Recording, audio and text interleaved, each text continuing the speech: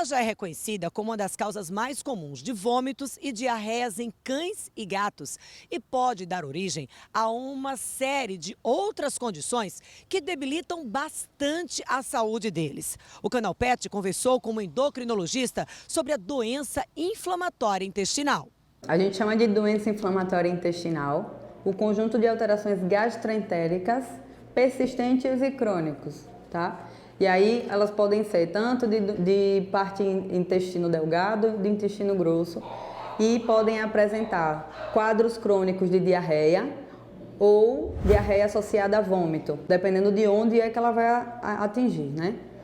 E aí, dentre dessas doenças, as causas podem ser genéticas, né? São naquelas raças que têm predisposição, ou causas autoimunes, quando eu tenho alteração do sistema imunológico.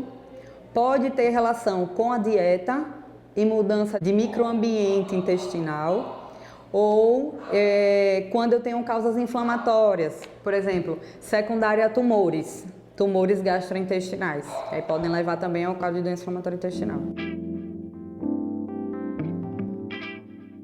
As doenças gastrointestinais agudas, elas acontecem, o paciente é medicado e elas cessam, diferente desse quadro. Então, geralmente, eles vão para o médico veterinário inicialmente com essa suspeita, são tratados e após o término do tratamento a doença volta. Ou então, no meio do tratamento, não consegue resolver esses quadros. Então, o diagnóstico vai de histórico, então aquele pacientezinho que o tutor chega com a queixa de que ele tem diarreia crônica, está perdendo peso, ou tem diarreia crônica com sangue, junto com alguns exames. A gente vai avaliar enzimas, ou associado à ultrassonografia.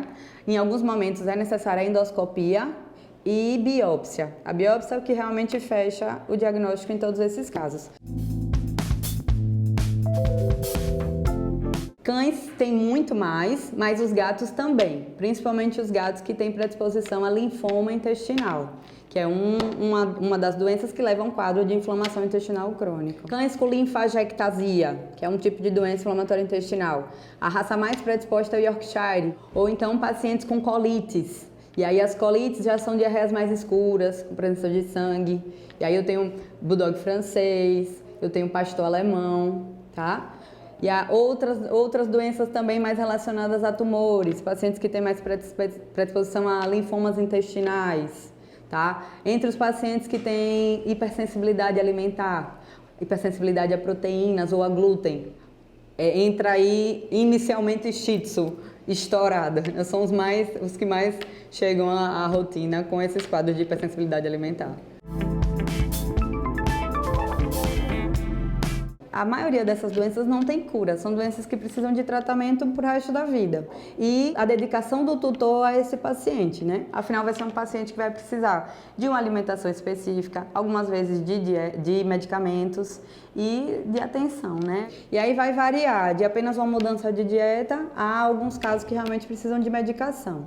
Só que aí a gente vai determinar isso de acordo com o tipo de doença e a gravidade do paciente. Não esperar demais em casos de vômito e diarreia, que é o mais comum. A gente está muito acostumado culturalmente deixa eu ver se amanhã passa, né? E não. Diarreia e vômito são quadros delicados que podem gerar desidratação, mesmo que não sejam doenças crônicas. E a gente precisa que esses cães sejam atendidos o mais rápido possível, tanto cães quanto gatos também, né?